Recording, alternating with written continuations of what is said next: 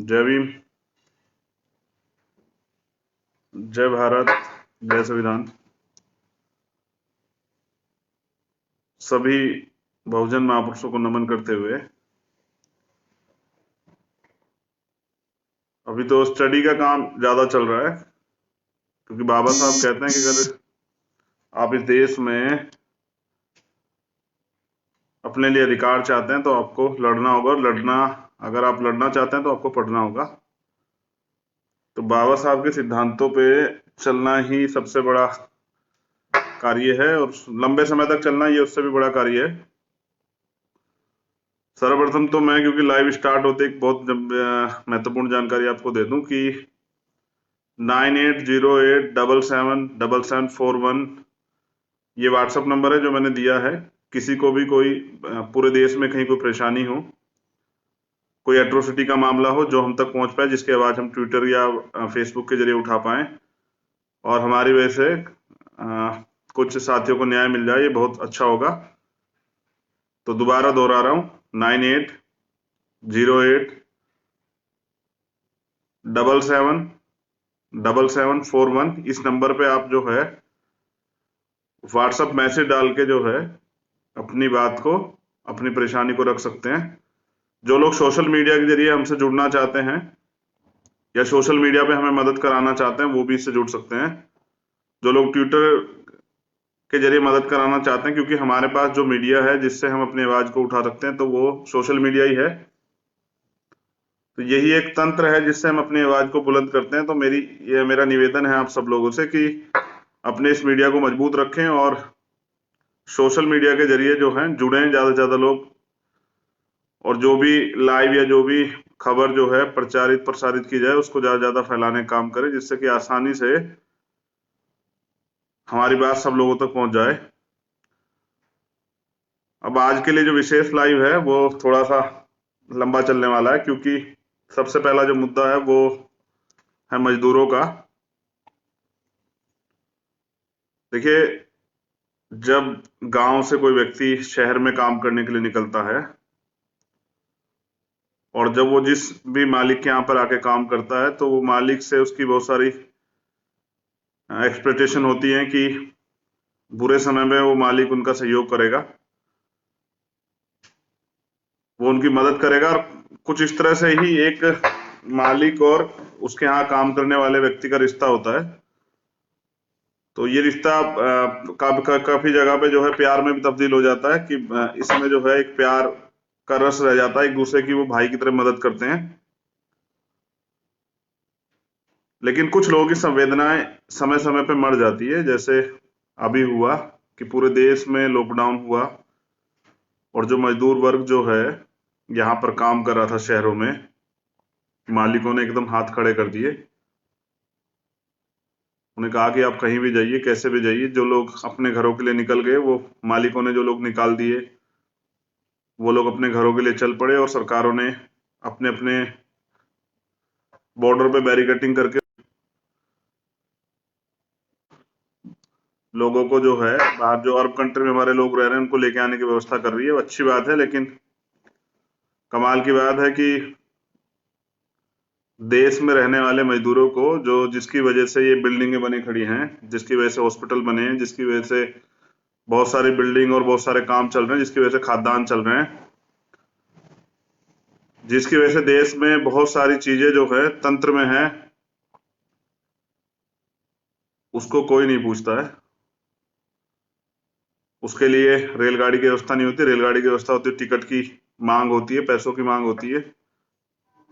आप जानते हैं लॉकडाउन में हालात बद से बदतर है। जो आदमी, देखिए, मिडिल क्लास जो लोग हैं वो मांग तो नहीं सकते किसी के पास जाके, हाथ नहीं फैला सकते, एक सम्मान की वजह से वो घरों में है। लेकिन क्योंकि 2-2 महीने से रोजगार नहीं मिल रहा है, तनख्वाह नहीं मिल रही, बहुत सारे साथी हैं जिनको प्राइवेट में जो लोग जॉब कर रहे हैं उनको तनख्वाह नहीं दे रही है कंपनियां, मालिक नहीं दे रहे हैं, क्योंकि वो बोल रहे काम नहीं चल रहा है। तो वो लोग कहाँ जाएंगे? स्वाभिमान की वजह से मांग नहीं सकते हैं, और मालिक ने हाथ खड़े कर लिए। बद से बदतर हालात है। यूपी में तो कानून श्रम, जो मजदूर हैं उनके लिए जो एक विशेष कानून था, उसको भी 3 साल के लिए हटा दिया गया है। अब मजदूरों को आने वाले 3 साल तक अगर जब लॉकडाउन हट जाएगा तो मालिक उनको रखे, 12 घंटे ड्यूटी कराए, 14 घंटे ड्यूटी कराए, 16 घंटे ड्यूटी कराए, कि उन अपनी मनमाफिक तनख्वाह दे, तो उस पर कोई ज्यादा बाउंडेशन नहीं लगने वाली है। तो कुछ अधिकार थे वो खत्म कर देगा। मैं ये बात क्यों कह रहा हूं, इसको समझना पड़ेगा कि कुछ हुआ है देश के अंदर। आज 15-16 लोगों की जान गई है रेल के द्वारा एक्सीडेंट में। अब वो एक्सीडेंट है या वो कोई षड्यंत्र है या क्या है, ये तो जांच के बाद पता लगेगा। लेकिन जो कुछ है वो बहुत बुरा है, क्योंकि बॉर्डर सील है, तो वो लोग इसलिए रेलवे लाइन से जा रहे हैं कि वो अपने घर पहुंच जाएंगे।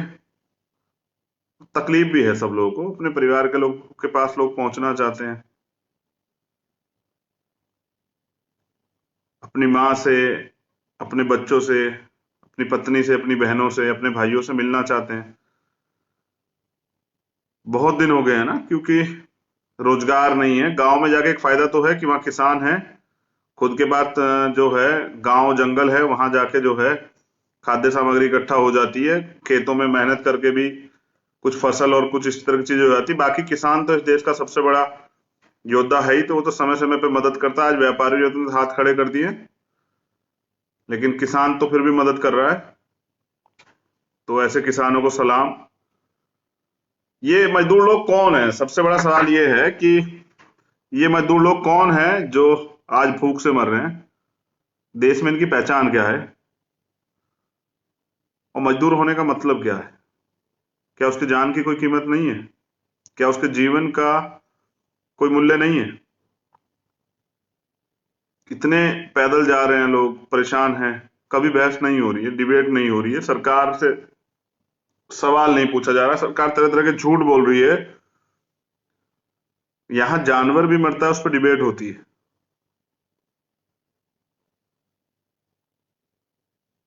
इन पे क्यों डिबेट नहीं हो रही है? क्या इनको इंसान नहीं माना जाता? क्या इनको जानवर भी नहीं माना जाता? क्योंकि मैं कह रहा हूं जानवरों पे भी डिबेट होती है। आखिर ये लोग कौन है जिन पे ना डिबेट हो रही है, ना जिनकी बात सुनी जा रही है, जो शर्मिंदा है क्योंकि उन पे भोजन की व्यवस्था भी नहीं है। और जब मैं इनको बहुत करीब से देखता हूं तो मुझे नजर नजर आता है कि ये बहुजन समाज के लोग, ये गरीब लोग हैं और जिनको जो है किसी भी तरह से अपने और अपने बच्चों का पेट पालना है। आप समझिए कि एक मजदूर का जीवन क्या होता है। वो पूरे दिन मजदूरी करता है, काम करता है, और प्रयास करता है कि उसके बच्चे मजदूर ना बने। वो उनको मजदूरी से दूर रखने के लिए अब उनको अच्छे स्कूल में पढ़ाने का प्रयास करता है। मगर समझिए कि 8-10 हजार रुपए की तनख्वाह में किस तरह से सरवाइव किया जाता है, क्या क्या खाता होगा वो, किस तरह से अपने परिवार को पालता होगा। बड़ा सोचने का विषय है। हम सब लोग खाते हैं, अब हम सब लोग रहते हैं घरों में, लोग तरह तरह के खुशियां मनाते हैं, अपने फेस्टिवल मनाते हैं, लेकिन उसके पास क्या है? उसके बच्चों के बारे में कभी सोचा आपने? वो तो दूर से खड़े होकर देख के लोगों को खुश हो जाते हैं। किस तरह के अभाव के जीवन में जो है इस देश का बहुजन समाज जी रहा है, बड़ा सोचने का विषय है। और बड़े दुख का विषय भी है कि कोई सुनवाई नहीं। जाति बड़ा फैक्टर है, तकलीफ देता है, बहुत तकलीफ देता है। जब खबर आती है कि 16 लोगों की जान चली गई है, कौन जिम्मेदार है? क्या रेल मंत्री इस्तीफा देंगे? क्या जांच की जाएगी? उन अधिकारियों पे मुकदमे होंगे जिनकी वजह से, जिनकी लापरवाही की वजह से हुआ है? क्या उनके परिवार को कंपनसेशन मिलेगा? कोई मुआवजा मिलेगा? क्या उनके बच्चों की कोई जिम्मेदारी लेगा? और उनके परिवारों का भविष्य क्या होगा?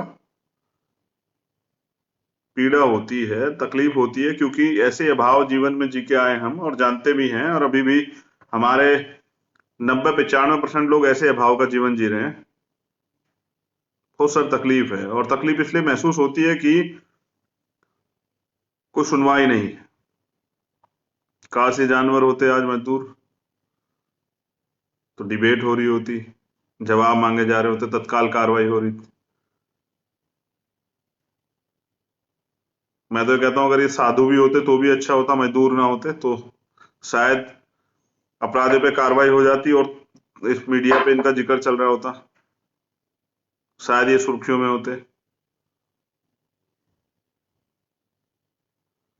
मगर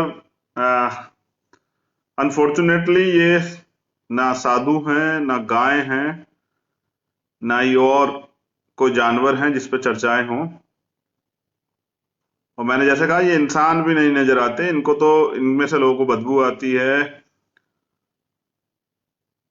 इनको लोग अपने घरों से निकाल चुके हैं। और कई जगह पे तो ये खबर आई है कि कई स्टेट के लोगों ने तो, वहां की सरकारों ने मजदूरों को जाने से रोक दिया है कि उनको लगता है कि अगर चले जाएंगे उनका काम कौन करेगा, सारे कारोबार इनसे चलते हैं, तो इनके लिए कौन बोलेगा, इनकी बात को कौन रखेगा। मैं आजाद समाज पार्टी और भीम आर्मी के सभी कार्यकर्ता पदाधिकारियों से, नौजवानों से निवेदन करूंगा, किसी के चेहरे पे हंसी ला पाए, किसी को इस तकलीफ से दूर रख पाए, किसी के चेहरे पे कुछ देर तो जो है ये गम के जो आंसू, सितम, ये जो डर बैठ गया, इसको आप दूर कर पाए तो बड़ा अच्छा होगा। कर भी रहे हैं बहुत सारे लोग, आपको तो सलाम जो लोग कर रहे हैं बहुत सारी जगह पे, लेकिन जो नहीं कर रहे हैं उनके लिए भी तो कहना पड़ेगा ना कि वो करें। आखिर मानवता को तो जिंदा रखना है ना, इंसानियत को भी तो जिंदा रखना है। अच्छा दिन है आज 8 मई का। और एक मैसेज आया तो उसने मेरी बात को कहीं और मोड़ दिया है। हाँ, यही दिन था, एक दिन बाद की बात है, 9 मई की। 2017 में कुछ हुआ था। अपने अधिकारों के लिए, अपने लोगों पे हो रहे उत्पीड़न के खिलाफ जो है सड़कों पे आए थे हम लोग, फिर पुलिस की लाठियां मिली, मुकदमे मिले, और मेरे साथ जो है कमल भाई, मंजीत भाई, विनोदन भाई और शिवम, राजन, प्रवीण, रोहित, सुनील, लगभग 44 लोग जेल गए थे। और क्या क्या नहीं झेला लोगों ने, जो लोग बाहर रह गए थे। पुलिस 50-50 की संख्या में लोगों के घर जाती थी। जब लोग आंदोलन करते थे तो रेलें निरस्त की जाती थी। कुछ साथी तो आज भी जेल में हैं, क्योंकि जैसा आज एक जज रिटायर हुए हैं गुप्ता जी, उन्होंने कहा, कुछ आज ही का स्टेटमेंट है कल का उनका, कि कोर्ट में भी अमीरों की सुनवाई हो रही है, गरीबों की नहीं हो रही है। तो ये भी बड़ा टफ है कि न्यायपालिका भी गरीब अमीर देख के सुनवाई करती है। बुरा है, बहुत बुरा है।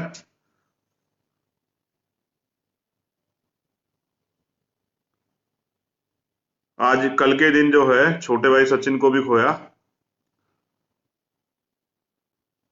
वो भी दर्द है, वो भी पीड़ा है दिल में। कुछ करने का भी है मन, मगर ये बहुजन मूवमेंट बड़ी टेढ़ी खीर है। ये आरएसएस और बीजेपी वालों का संगठन नहीं है।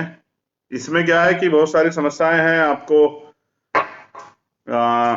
सब तरह की समस्याओं का सामना करना पड़ेगा, सब चीजें झेलनी पड़ेगी, धैर्य भी रखना पड़ेगा, तरह तरह के आरोप भी झेलने पड़ेंगे, लगातार झेलते आप ही आ रहे हैं। बहुत सारी निराशा और सब चीजें भी होती है, लेकिन फिर उसके बाद एक आशा भी होती है कि परिवर्तन की जो शुरुआत है वो घर से होती है। जब आप राष्ट्रपिता ज्योतिबा फूले साहब को पढ़ेंगे तो आपको पता लगेगा कि राष्ट्रपिता ज्योतिबा फूले साहब ये कहते हैं कि अगर आप परिवर्तन के लिए लड़ोगे तो सबसे पहला सामना जो है वो आपका अपने परिवार से ही होगा। जैसे जब वो उन्होंने पहली बार अछूतों को पानी पिलाया अपने कुएं से, तो उनके पिताजी ने उनको घर से बाहर निकाल दिया। जब उन्होंने पहली बार अछूतों के लिए शिक्षा की बात करी तो उनके पिताजी ने उनको बाहर का रास्ता दिखा दिया, घर से बेदखल कर दिया। तो ये परिवर्तन बड़ी टेढ़ी खीर है और मेरे ऊपर बड़ी जिम्मेदारी है। अपने परिवार को जोड़ के भी रखना है, तरह तरह के अपमान भी सहने हैं। खैर कोई बात नहीं, इसमें तो कभी हारे नहीं है, और सच्चे और ईमानदार हैं तो घबराने की जरूरत नहीं है, किसी भी तरह के हौसले खोने की जरूरत नहीं है। ऐतिहासिक दिन है कल का, एक तरफ खुशी रहेगी कि एक क्रांति की शुरुआत हुई थी, एक तरफ बड़ा दुख रहेगा कि छोटे भाई को भी खो दिया था। छोटे भाई को भी नमन।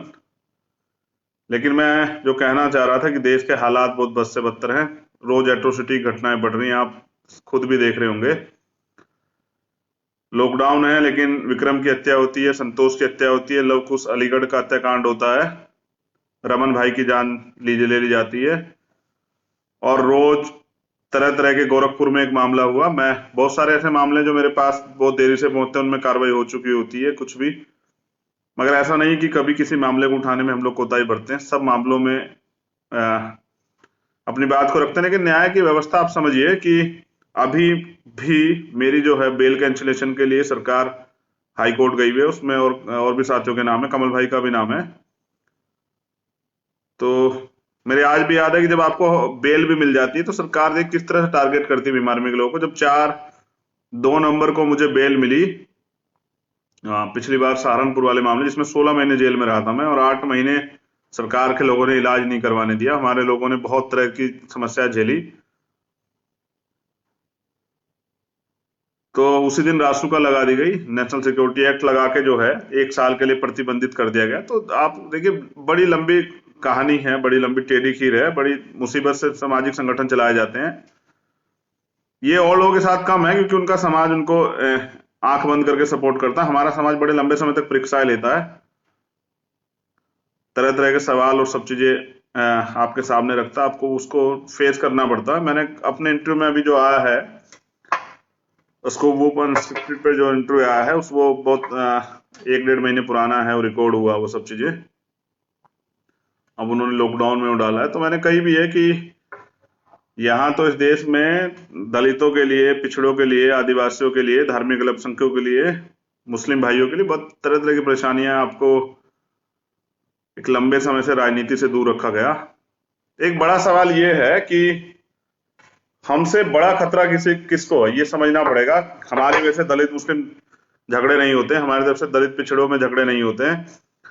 और हम बहुजन की बात करते हैं तो दलितों के साथ साथ मुस्लिम भाइयों की बात भी उठाते हैं, ओबीसी भाइयों की बात भी उठाते हैं, आदिवासी भाइयों की बात भी उठाते हैं। तो हमारे वैसे नुकसान किसको है और हमसे डर किसको है, ये समझना पड़ेगा कि हमसे डर किसको है। डर उन लोगों को है जिनको ये पता है कि इस देश में धर्म के नाम पर राजनीति की जाती है, और ये बहुजन समाज की राजनीति करने वाले लोग इस देश में धर्म की राजनीति नहीं होने देंगे। तो उनको डर है, और वो, उनका षड्यंत्र रहेगा हमेशा, अब इतनी जल्दी नहीं खत्म होगा। जिन लोगों को कुर्सियों का डर है, मैं एक बात पूछना चाहता हूँ, बहुत सारे नौजवान जुड़े हुए हैं और बाद में सुनेंगे भी, आखिर नौजवानों की राजनीति से लोगों को डर क्यों लगता है? और वो ये क्यों कहना चाहते हैं कि अभी तो इनकी कम उम्र है, अभी तो ये है, अभी तो वो है, वो इस तरह की चीजें क्यों कहते हैं? क्या वो युवा राजनीति से डरते हैं, या वो एक वो बना के रखना चाहते हैं मठाधीशी वाला, कि जो राजा, मतलब जो नेता होगा उसका बेटा ही नेता होगा, उसका पोता ही नेता होगा, उसका जमाई ही नेता होगा, उसकी बेटी नेता होगी, ये बना के रखना चाहते हैं? मैं एक सवाल छोड़ रहा हूं, आप खुद से सवाल कीजिएगा क्यों ऐसा है। आखिर मैं नौजवानों से पूछना चाहता हूं, भीम आर्मी और आजाद समाज पार्टी में इतने नौजवान काम करते हैं पूरे देश में, क्या आपके अंदर अपने लोगों के लिए पीड़ा नहीं है? क्या आप जो अपमान सहते हैं, क्या आप उसको बदलना नहीं चाहते हैं? क्या आप नहीं चाहते आपके लोगों के अधिकार मिले? जो लोग बिना स्वार्थ के सड़क पे आते हैं, मुकदमे झेलते हैं, लाठियां खाते हैं, अपमान सहते हैं तरह तरह के, फिर भी आधी रात भी खड़े रहते हैं, क्या वो लोग अपने लोगों के लिए समर्पित नहीं है? क्या वो बदलाव नहीं कर सकते? क्या वो अपने लोगों को हक अधिकार, क्या वो इसको इसको बदल सकते हैं? इसी बात को का सरकार को डर है, इसी बात का तो सरकार को डर है कि ये लोग बदल देंगे, ये सिस्टम को बदल देंगे, जिस सिस्टम को बना के रखा गया है। चोर चोर मौसेरे भाई एक दूसरे की मदद करते हैं, जिसकी सरकार होती है विपक्ष के लोग उसमें ठेकेदार होते हैं, वो ठेकेदारी करते हैं, बिजनेस चलाते हैं, सरकार के लोग सरकार चलाते हैं, सरकार के अधिकारी कर्मचारी सरकार के इशारे पे काम करते हैं। किस मामले में न्याय देना है, कितने समय में न्याय देना है, कोर्ट का हाल आप देख रहे हैं। मैं बार बार कोलोजियम सिस्टम पे बोलता रहता हूं, कोर्ट का हाल आप देख रहे हैं। हाई कोर्ट में हमारे जज नहीं है, सुप्रीम कोर्ट में हमारे जज नहीं है, तो डिस्ट्रिक्ट तक रहते हैं, रिजर्वेशन का पैटर्न है, तो हमारे कुछ जज हैं वो बेचारे जो है न्याय तर्क संगत करते हैं, बाकी तो सब लोग किस तरह करते हैं आप जानते हैं। मैंने कहा था लड़ाई बहुत मुश्किल है, और इसमें स्वाभिमानी की तरह खड़े रहना, हालात का सामना करना, धैर्य बना के रखना, ये बड़ा मुश्किल है। तरह तरह के अत्याचार सहना, आरोप सहना, ये बड़ा कठिन है। फिर भी इस लड़ाई को स्वाभिमान की तरह लड़ना, अपने वजूद को जिंदा रखना, खुद को बिकने मत देना, ये भी बहुत कठिन कार्य है और ये नौजवानों ने साबित भी किया है। अभी तो लिंगड़ाई है, आगे बहुत लड़ाई है, तो अभी तो शुरुआत है। अभी तो बहुत सारे आरोप और सब चीजों से सामना करना पड़ेगा। बस मैं फिर दोहरा रहा हूं कि कल एक छोटे भाई से बात हो रही थी, उसने बात कही कि हम तो इसको कहते हैं बात को कि जो लोग नहीं बिकते उनकी तस्वीरें बिकती हैं, और जो कौम अन्याय अत्याचार के खिलाफ आवाज नहीं उठाती वो लाशें उठाती हैं। मैं ये भी बता दूं कि कल फिर मैं शायद लाइव रहूं या परसों, क्योंकि लॉकडाउन है, बंद है, तो हम लोग आंदोलन नहीं कर पा रहे हैं बहुत सारे। जबकि मैंने पार्टी बनने से अगले दिन ही कहा था कि जब मैं पहुंचा था कि अब पूरे देश में हम लोग जो भी प्रोटेस्ट हैं उनको लेके आंदोलन करेंगे। अभी जामिया से जुड़े हुए लोग, दिल्ली के CA NPR NRC के धरने जुड़े हुए लोगों को जेल में बंद किया गया है, उन पे UAPA लगाई है। बहुत सारी बहनें हैं, बहुत सारे एक्टिविस्ट हैं, उनके भी बहुत सारी तकलीफ है, लेकिन क्या करें, लॉकडाउन की वजह से कुछ नहीं कर पा रहे हैं। लेकिन 11 तारीख को हम लोग सांकेतिक सोशल मीडिया प्लेटफॉर्म पे कुछ ना कुछ ऐसा बनाएंगे। कल उसकी जानकारी मैं दूंगा अपने ट्विटर हैंडल से या फेसबुक पेज से कि किस तरह से हम लोग विरोध करेंगे जो अभी तक बहुजनों पे लगातार हमले हो रहे हैं, मजदूरों को जिस तरह सताया जा रहा है, जिस तरह से भूख के कारण लोग मर रहे हैं। मैं फिर के पूछता हूँ, भूख के कारण अगर किसी प्रदेश में, किसी जिले में, किसी देश का व्यक्ति मरता है तो उस पे, उसके प्राइम मिनिस्टर पे, वहां के नोडल अधिकारी, चीफ मिनिस्टर में प्रदेश पे, वहां के DM SSP पे कार्रवाई क्यों नहीं होती, जिनके हाथ में सिस्टम है? गरीब आदमी निकल नहीं सकता है, गरीब आदमी कहीं जा नहीं सकता है, और ऐसे में अपने घर बच्चों का पेट कैसे भरे? कौन माँ बाप देख सकता है कि उनके बच्चे भूख से मर जाएं? और जब वो बच्चे भूख से आपको आवाज देते हैं, देखिए मजदूर इंसान है, उनके अंदर भी इंसानियत है, वो भी अपने बच्चों से ऐसे ही प्यार करते हैं जैसे पैसे वाले लोग करते हैं, पूंजीपति लोग करते हैं। आप समझिए कि वो अपने बच्चों को कैसे भूख से मरता देखें। लेकिन देख, कितने लोग जो है इस लॉकडाउन में भूख से मर गए हैं, कोई तैयारी नहीं है सरकार की। और मुझे लगता है सरकार के एजेंडे में लोग है भी नहीं इनके। ये तो जानवर की तरह है कि ठीक है, जब तक काम है जानवर को तब तक उसको यूज किया जाएगा, उसके बाद उसको बांध दिया जाएगा, और फिर अगर वो चिंगाड़ लगाएगा तो उसको डाला जाएगा चारा, पानी पिलाया जाएगा, क्योंकि वो बोल नहीं पाता, उसकी बात को सुन नहीं पाता। तो मेरी जिम्मेदारी बनती है कमजोर लोगों की, सताए हुए लोगों की, बेगुनाह लोगों की, निर्दोष लोगों की, जो परेशान हैं, उनकी मदद करने का, उनकी आवाज उठाने का, ये मेरा काम है। और जब तक मैं हूं, और आजाद समाज पार्टी और भीम आर्मी के कार्यकर्ता हैं, प्रदेश के पदाधिकारी हैं, उन सब लोगों की जिम्मेदारी है कि वो इस कार्य को आगे बढ़ाएं। तो कठिन चीजें हैं, मैंने रखी है आपके सामने बात। इतना प्यार दिया आप लोगों ने, अब उसको चुकाने के लिए संघर्ष हम लोग जारी रख रहे हैं। लेकिन प्रयास करेंगे कि ये जो चल रहा है, जैसे मैंने कहा कि लॉकडाउन की आड़ में जो चल रहा है, जो जो अगर सोचिए सरकार, अभी लॉकडाउन ना होता तो क्या आप लोग देख पाते मजदूरों के साथ जो हो रहा है? हजार हजार किलोमीटर पैदल लेके पैदल जा रहे हैं लोग, अपने फोन बेच के, अपने जो अंगूठी या कुछ है उसको बेच के, या अपना सामान बेच के, आपको पता है, साइकिल लेके और अपने घरों के लिए जा रहे हैं, धूप में, परेशानी में। आखिर कर भी क्या सकते हैं? जनता को तो कुछ करना पड़ेगा ना, तो जनता विरोध दर्ज कराए अपना। 11 तारीख में कुछ ना कुछ करेंगे, कल उसकी जानकारी देंगे या परसों अपने ट्विटर हैंडल से या फेसबुक से। तो दोबारा से जो है, मैं चाहूंगा कि आप सहयोग करें परसों 11 तारीख वाले उसमें, जो भी बनाया जाएगा, जिस तरह का भी सांकेतिक प्रदर्शन, ट्विटर से कोई हैशटैग तैयार किया जाएगा जिसको पे सरकार को से जवाब मांगा जाए, या कुछ भी जो कुछ तैयार किया जाएगा, मैं अपने ट्विटर हैंडल से या फेसबुक से उसकी जिम्मेदार दूंगा, और उम्मीद करूंगा कि आप मजबूती से उस पर अपनी बात रखें। देखिए, मैं फिर समझा रहा हूं, ये लड़ाई इतनी आसान नहीं है जितनी आप समझ रहे हैं। इस लड़ाई को बहुत मजबूती से लड़ना पड़ेगा। और लड़ाई किन से, सोचिए, उनके पास क्या नहीं है। सत्ता की ताकत उनके पास है, मीडिया पूरा उनके लिए काम कर रहा है, प्रशासनिक अधिकारी कुछ उनकी विचारधारा के, कुछ सरकार के दबाव में उनके लिए काम कर रहे हैं। न्यायपालिका का हाल आप देख रहे हैं खुद। जो जज रिटायर हुए उन्होंने कहा, और उससे पहले बहुत सारे लोग कह चुके हैं। हम तो लगातार कह रहे हैं कि एक ही प्रकाश लोबी का कब्जा है, कोई टेस्ट नहीं होता है। तो ऐसे में कैसे न्याय मिलेगा, और आप कैसे अपने लोगों को सुरक्षित रख पाएंगे, बड़ा सवाल है। तो जनता मालिक है, जनता तय करेगी।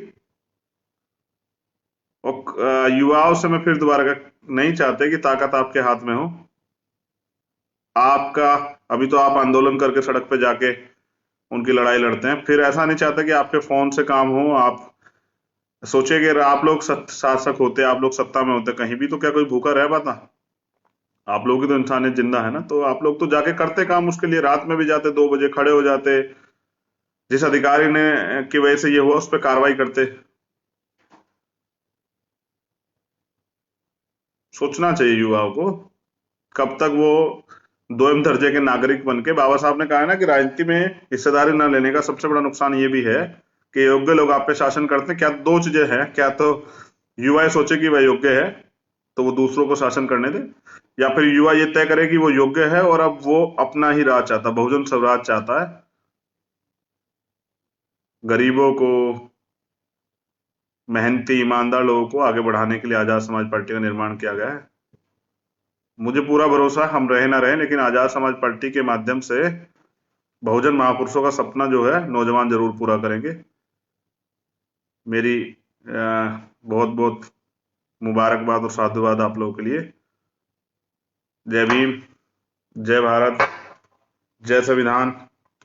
याद रखिए कि बाबा साहब ने कहा था कि मुझे मरा हुआ मत समझना, जब तक इस देश का संविधान जिंदा है तो मैं जिंदा हूं। तो याद रखें कि कोई और नहीं आएगा बचाने आपको ही। और जिनको जेल से मुकदमा डर लगता है उनको मैं क्या कह सकता हूँ, बॉस? बॉस, ये तो कठिन लड़ाई है ना। विरोध की आवाज बुलंद करने निकलोगे, बहुत कुछ झेलना पड़ेगा। लाठी, गोली, मुकदमा, जान भी जाएगी। तय कर लीजिए,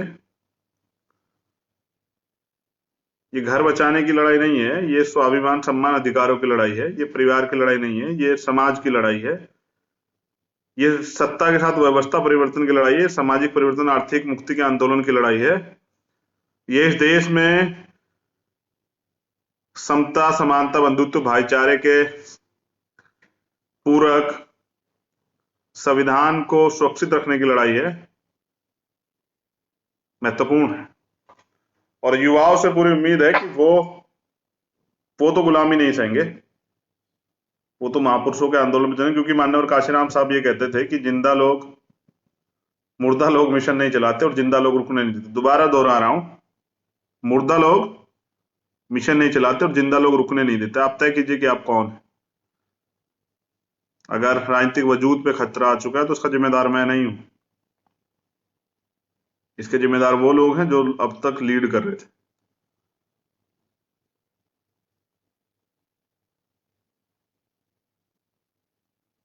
घमंड नहीं है, गर्व है कि सिद्धांतवादी हैं और रहेंगे। टुकड़े टुकड़े हो सकते हैं, कतरा कतरा अपने लहू का, अपने शरीर का निछावर कर सकते हैं, लेकिन समाज को और मिशन को बिकने नहीं देंगे। अपने महापुरुषों के आंदोलन को आयाम तक लेके जाएंगे, बहुजन महापुरुषों के सपने को पूरा करेंगे। और ये नहीं कर पाते तो फिर अपने पैदा होने पर, अपने आपको अम्बेडकरवादी कहने पर या बड़ी बड़ी बातें करने पे कोई मुझे खुशी नहीं है इस बात की। मैंने तो आपसे 10 साल मांगे हैं, 10 साल में परिवर्तन करेंगे, आप लोगों का साथ चाहिए। जैसा मैंने कहा, जो लोग फिर सोशल मीडिया से, ट्विटर के माध्यम से, फेसबुक के माध्यम से, अन्य किसी माध्यम से मदद करना चाहते हैं, पार्टी से जुड़ना चाहते हैं, तो वो लोग 9808777741 पे बात कर सकते हैं, अपना मैसेज छोड़ सकते हैं। दूसरा, जिनको भी कहीं पूरे देश में कहीं एट्रोसिटी का मामला, हम चाहते हैं सारे मामले उठाए जाए, उनको न्याय दिलाया जाए, तो इस नंबर पे या स्टेट की जो यूनिट्स है उनके नंबर पे आप मैसेज कर सकते हैं, वो मुझे पहुंचा दें और हम तुरंत उसको जो है ट्विटर पे या अन्य किसी माध्यम से, फोन के माध्यम से अधिकारियों से बात करके न्याय दिलाने का काम करेंगे।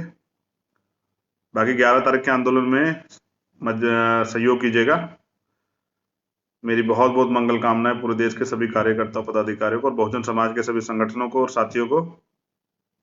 जय भीम, जय भारत, जय संविधान, जय भीम आर्मी, जय आजाद।